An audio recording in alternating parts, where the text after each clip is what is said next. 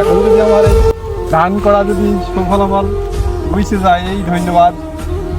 তো দেখি দুটো বিরিয়ানি বানিয়ে নিয়ে আসলাম, এই মনীষগুলো বলছে যে একটু খাবো।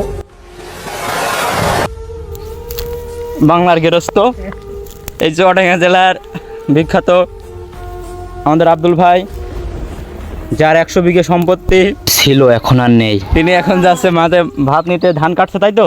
কি কাটছে আপনার? ধান কাটছে। ধান নিয়ে খুব তো মানুষ ভোগান্তির ভেতরে ছিল। যাক আল্লাহ রোদ দিয়েছে, বিচুলি হচ্ছে। কাল কেটেছিলাম 1 বিঘে জমিতে 5টা জন নিয়েছিলাম, আর আজকে 4টে জনের ফোড়ন দিয়ে দিয়েছি, বুঝছেন তো। এখন যে বিচুলির দাম, এই দাম দেখে আর আটি কাটতেছিলাম ধান, এসে বিচুলি করে নিলাম। তো বিচুলও বিক্রি করে দেবো এখান থেকে 4000 টাকা। কারণ যাক, এখন যদি আমার এই ধান করা যদি সুফলাফল বুঝতে যায়, এই ধন্যবাদ।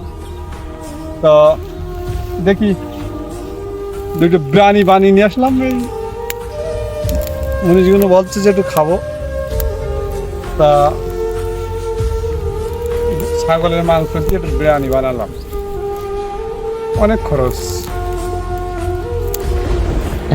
আচ্ছা, জানি আপনি অনেক দয়ালু লোক, দই বলে কলা খাওয়ানো লোক তুমি।